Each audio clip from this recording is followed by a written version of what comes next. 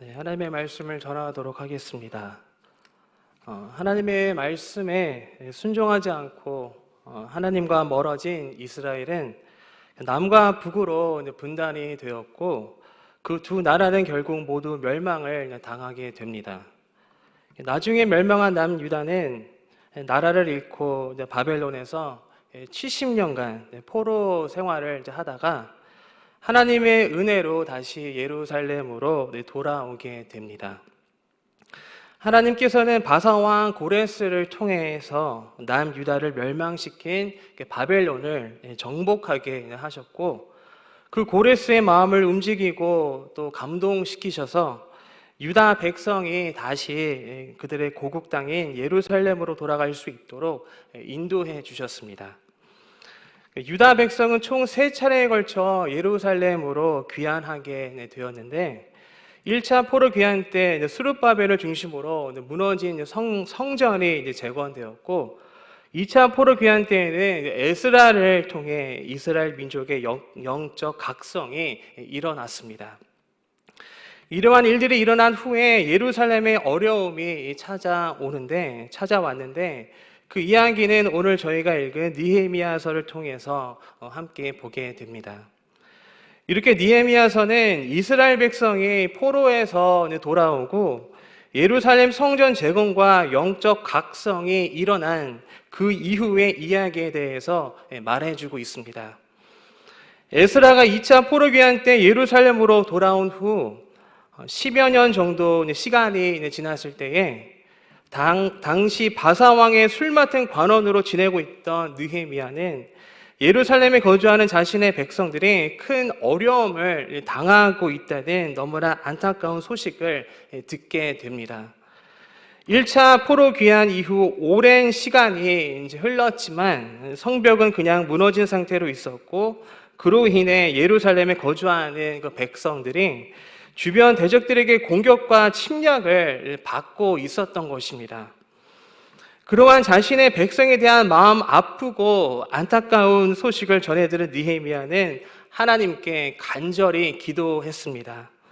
그리고 느헤미야는 그 백성을 도우러 가기로 결심합니다. 왕의 허락과 왕의 지원을 받고 예루살렘으로 돌아갑니다. 이렇게 느헤미야는 적은 무리의 백성들을 이끌고 예루살렘으로 돌아가게 되는데, 이것이 유다 백성의 3번째이자 마지막 포로 귀환이었습니다. 예루살렘으로 오면서 느헤미야는 성벽을 건축할 계획을 가지고 있었습니다. 그래서 예루살렘에 도착한 후 예루살렘을 둘러보며 상황을 살펴봅니다.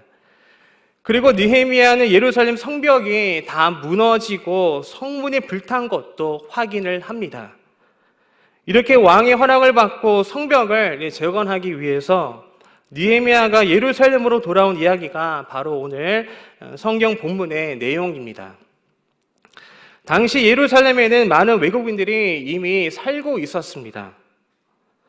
그리고 그들 중에는 이스라엘 민족을 적대시하며 대항하는 자들도 있었는데, 느헤미야를 중심으로 시작된 성벽 재건이 그러한 반대 세력들에 의해 거센 공격과 방해를 받게 됩니다.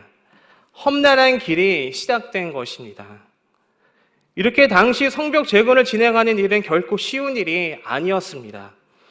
적들은 이스라엘의 새로운 시작을 결코 원치 않았습니다. 이스라엘이 예전의 영광을 회복하는 것을 두려워했던 것입니다. 그래서 어떻게 해서든지 포로에서 돌아온 이스라엘 백성이 다시 일어서지 못하도록 온갖 방해를 했던 것입니다. 적들은 물리적으로 그리고 정신적으로 방해하며 공격했습니다. 힘과 무력을 앞세워 위협했고 온갖 비난과 조롱으로 백성들을 괴롭혔습니다. 따라서 느헤미야와 이스라엘 백성은 이러한 힘들고 어려운 상황과 형편 속에서 성벽 재건의 과업을 진행해야 했습니다. 하지만 느헤미야와 백성들은 결코 물러서지 않았습니다. 그들은 만반의 준비를 하며 성벽 재건 공사를 그렇게 시작했습니다. 한 손으로 일을 하며 한 손에는 병기를 잡았습니다. 허리에 칼을 차고 성벽 재건을 열심히 충실히 그렇게 전투적으로 해나갔습니다. 성벽 재건이 진행되는 동안 느헤미야는 적들로부터 갖은 협박과 위협을 받았지만 느헤미야는 지혜롭게 그리고 굳건하게 맞서 싸우며 성벽 재건을 진행했습니다. 이러한 열악하고 불리한 상황과 환경 속에서 느헤미야의 지휘 아래 성벽 재건은 진행되었고 드디어 재건을 시작한 지 52일 만에 성벽 재건을 기적적으로 마치게 됩니다. 성벽을 재건한다는 의미는 무엇일까요? 성벽을 재건하는 것은 적의 공격으로부터 방어를 하는 것입니다. 성벽이 존재한다면 적들은 결코 쉽게 침략을 해오기가 어려울 것입니다. 이렇게 성벽은 적으로부터 보호하는 것이고 백성들의 안전과 평안을 지키는 것입니다. 이렇게 당시 유다 백성들은 이스라엘의 새로운 시작을 방해하는 적들로부터 자신들을 지키고 방어하기 위해서 성벽 재건을 시작하게 된 것입니다. 성벽을 재건하는 이스라엘 백성의 이야기를 통해 우리 자신을 한번 돌아봅니다. 돌아보기를 바랍니다. 우리에게도 적이 있습니다.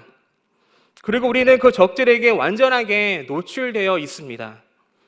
우리의 적은 누구입니까? 우리의 적은 바로 악한 사탄 마귀입니다. 사탄은 우리의 믿음과 신앙을 끊임없이 공격합니다. 우리의 믿음과 신앙이 성장하지 못하고 자라나지 못하도록 합니다. 그래서 우리가 하나님에게 가까이 가지 못하도록 방해합니다. 따라서 우리는 그러한 악한 사탄으로부터 우리 자신을 꼭 지켜야 합니다. 우리 자신을 방어해야 한다는 것입니다. 우리의 믿음과 신앙을 지키기 위해서 우리는 우리의 마음을 단단히 지켜야 할 것이고 그렇게 마음을 지키기 위해서 마음의 성벽을 쌓아야 할 것입니다. 어떻게 마음의 성벽을 쌓고 올릴 수가 있을까요? 그것은 바로 말씀과 기도입니다.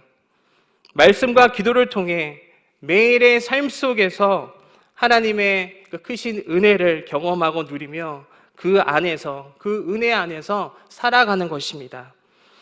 그렇게 말씀과 기도로 하나님의 은혜 속에서 하루하루 살아갈 때에 우리의 마음의 성벽은 더욱 높아지고 튼튼해지고 견고해질 것입니다. 우리가 마음을 지키기 위해서 마음의 성벽을 쌓기 시작할 때에 그렇게 마음을 새롭게 하고 새로운 시작을 결단할 때에 사탄 마귀의 공격의 강도는 더해질 것입니다. 사탄 마귀는 우리가 마음의 성벽을 쌓지 못하도록 방해하고 공격하며 그 마음의 성벽을 무너뜨리려 할 것입니다. 우리를 조롱합니다. 우리를 비웃을 것입니다.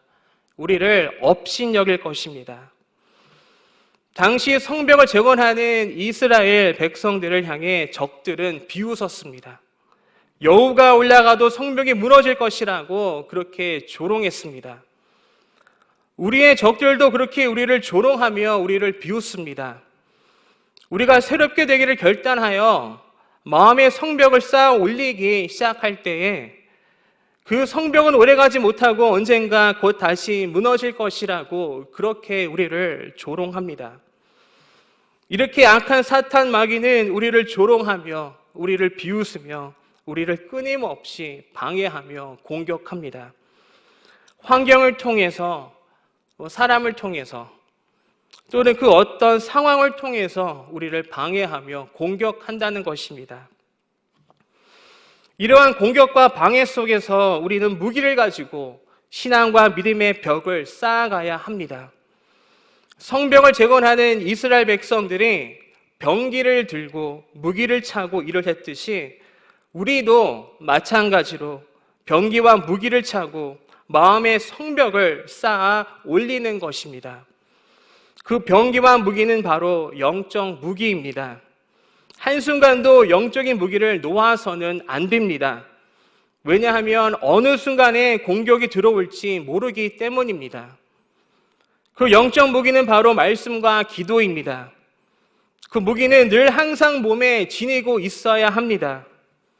이러한 영적 싸움에 대해 너무나 잘 알고 있는 사도 바울은 에베소서 말씀에서 그리스도인들이 영적으로 무장해야 함을 일깨워주면서 전신갑주를 입고 마귀를 대적하라고 했습니다.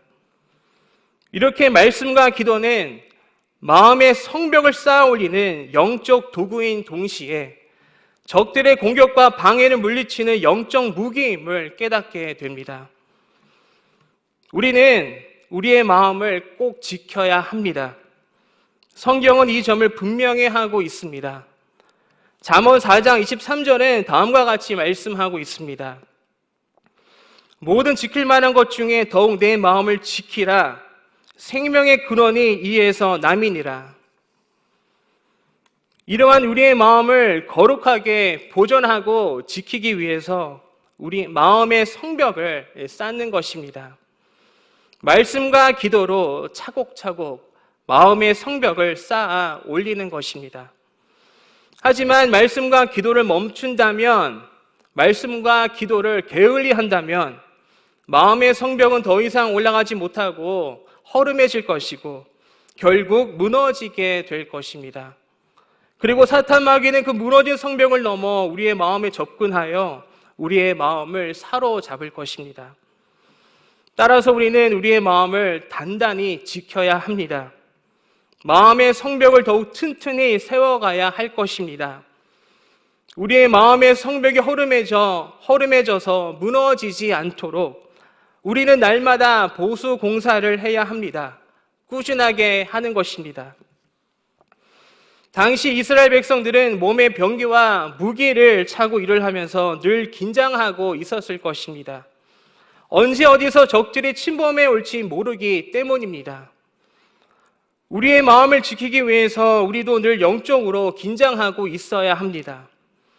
우리의 마음이 무뎌지면 안 될 것입니다. 영적으로 무뎌지면 절대 안 됩니다. 영적으로 둔해지면 안 됩니다.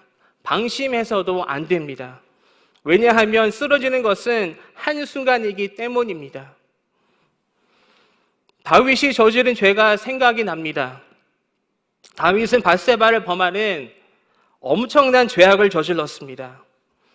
다윗은 영적으로 무뎌져 있었고 둔해 있었으며 방심하고 있었던 것입니다. 다윗의 마음의 성벽은 무너졌고 무장해제되었으며 사탄은 그러한 틈을 타서 그의 마음을 사로잡았습니다. 마음을 단단히 지키지 못한 결과는 참담했습니다. 처참한 패배였습니다. 늘 영적으로 깨어있고 긴장할 수 있는 길은 바로 말씀과 기도입니다. 우리가 말씀과 기도로 우리의 마음의 성벽을 튼튼히 견고히 쌓아 올릴 때에 우리는 새로운 은혜를 경험하게 될 것입니다. 우리 안에 영적 각성과 부흥이 일어나고 믿음과 신앙이 성장하게 될 것입니다. 그동안 영적으로 침체되어 있던 이스라엘 백성들은 성벽 재건 후 오랜만에 뜨거운 영적 부흥을 경험합니다. 성벽 재건이 완공된 후 백성들은 에스라에게 율법책을 읽어줄 것을 부탁합니다. 그리고 에스라를 통해 하나님의 말씀을 들은 그 백성들은 다시 한번 영적 각성과 큰 부흥을 경험합니다. 말씀의 부흥이 일어나고 이스라엘의 구속을 기념하는 초막절이 부활됩니다. 회개 운동이 일어납니다. 이렇게 성벽 재건을 마친 후에 백성들은 말씀을 통해 큰 은혜를 경험했습니다. 우리가 우리의 마음의 성벽을 쌓아 올릴 때에 우리도 동일한 경험을 하게 됩니다. 예배가 회복됩니다. 예배를 통해 영적인 부흥이 일어나며 튼튼히 쌓아 올린 마음의 성벽만큼 우리의 믿음과 신앙도 견고해집니다. 성벽 재건을 해나가는 느헤미야 이야기 속에서 말씀과 기도가 아주 중요한 역할을 하며 중심에 서 있었음을 보게 됩니다. 성벽 재건을 시작하기 전에 바사에서 고통당하는 백성들의 소식을 들은 느헤미야는 하나님께 간절히 기도했습니다. 그렇게 간절히 기도하는 가운데 하나님께서 느헤미야에게 성벽 재건의 비전을 주신 것입니다. 그렇게 성벽 재건은 기도로 시작했습니다. 그렇게 기도로 시작한 성벽 재건이 하나님의 은혜로 완공된 후 느헤미야와 백성들은 하나님의 말씀을 들으며 영적 부흥을 경험했습니다. 그리고 그렇게 영적 부흥을 경험한 후에 성벽 봉헌식을 올렸습니다. 이렇게 성벽 재건은 기도로 시작하여 말씀으로 마무리를 하게 된 것입니다. 이렇게 성벽 재건의 중심에는 기도와 말씀이 있었음을 보게 됩니다. 이스라엘 백성이 쌓아 올린 성벽은 재건한 것이었습니다. 다시 말해서 새로운 성벽을 지었다기보다 전에 이미 존재했던 성벽이 무너졌기 때문에 새로 지어야 했던 것입니다. 왜 성벽이 무너졌습니까? 왜 파괴되었습니까? 그것은 바로 이스라엘 백성의 죄 때문이었습니다. 하나님 말씀에 순종하지 않고 우상을 섬기며 하나님을 멀리한 죄의 결과였습니다. 따라서 포로 생활을 마치고 예루살렘으로 돌아온 이스라엘 백성이 성벽을 다시 재건하는 일은 새로운 시작과 결단을 알리는 사건이었습니다. 물론 성벽을 재건하는 1차적인 이유는 적들로부터 지키고 보호하는 것이었지만 그동안 무너진 마음을 다시 재건하는 것이기도 했습니다. 이스라엘 백성은 성벽을 완공한 후 하나님 앞에서 언약을 세웁니다. 느헤미야서 9장 38절 말씀을 읽어드리겠습니다. 우리가 이 모든 일로 말미암아 이제 견고한 언약을 세워 기록하고 우리의 방백들과 레위 사람들과 제사장들이 다 임봉하나이다 하였느니라. 성벽 재건을 마치고 말씀을 통해 영적 각성과 부흥이 일어나면서 백성들은 하나님 앞에서 새롭게 되기를 약속했습니다. 하나님의 말씀에 순종하기로 하나님과 언약을 맺은 것입니다. 이렇게 이스라엘 백성은 외적인 성벽을 재건했을 뿐 아니라 내적인 성벽도 함께 동시에 재건한 것입니다. 사랑하는 성도 여러분, 여러분들의 마음의 상태는 현재 어떠합니까? 코로나의 어렵고 힘든 시간을 보내고 있는 가운데 여러분들의 예배하는 마음은 어떠하십니까? 예배를 통해 하나님의 은혜를 경험하고 계십니까?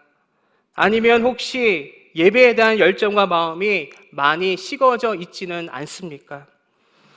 만약 예배에 대한 간절함과 감동과 은혜가 없다면 아마도 여러분들의 마음의 성벽은 많이 무너져 있을 것입니다.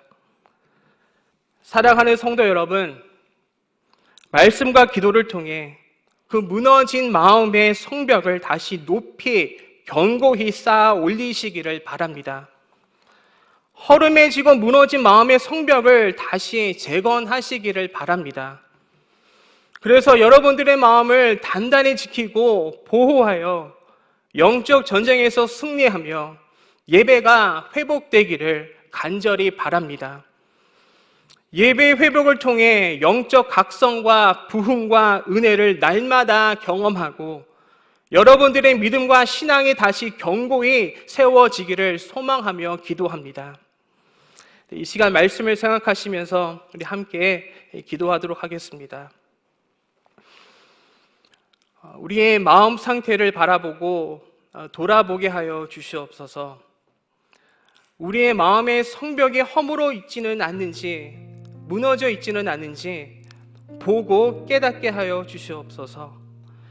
그래서 말씀과 기도로 무너진 우리 마음의 성벽을 다시 높이 견고히 쌓아 올리게 하여 주시옵소서. 그래서 우리의 마음의 거룩함을 훼손하는 것들로부터, 우리의 예배를 방해하는 것들로부터 우리의 마음을 지키게 하여 주시옵소서. 우리의 말씀과 기도로 마음을 단단히 지켜 우리의 예배가 회복되게 하여 주시옵소서. 함께 기도하시겠습니다. 사랑하고 내가 풍성하신 주님, 우리의 마음의 상태를 바라봅니다. 우리의 마음의 상태를 돌아봅니다. 아버지 하나님, 많이 허물어 있지는 않습니까? 많이 무너져 있지는 않습니까? 아버지 하나님, 깨닫게 하여 주시옵소서. 다시 아버지 하나님 말씀과 기도로 아버지 하나님 마음의 성벽을 높고 견고히 튼튼히 쌓아 올리게 하여 주시옵소서. 그래서 아버지 하나님, 그 어떤 악한 사탄 마귀도 틈타지 못하도록 아버지 하나님 그 틈을 보여주시 않고 늘 아버지 하나님 보호하며 지키며 그 거룩함을 지키며 나아가는 아버지 저희를 모두가 되게 하여 주시옵소서. 아버지 하나님, 우리의 마음의 거룩함을 훼손하는 것들로부터, 우리의 예배를 방해하는 것들로부터 우리의 마음을 지켜 주시옵소서.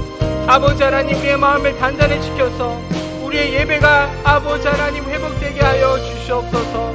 아버지 하나님, 예배가 회복되어 아버지 하나님의 은혜를 경험하고 아버지 하나님 늘 영적 각성과 아버지 하나님 그러한 부흥이 우리의 삶 속에서 우리 안에서 마음 안에서 일어나게 하여 주시옵소서.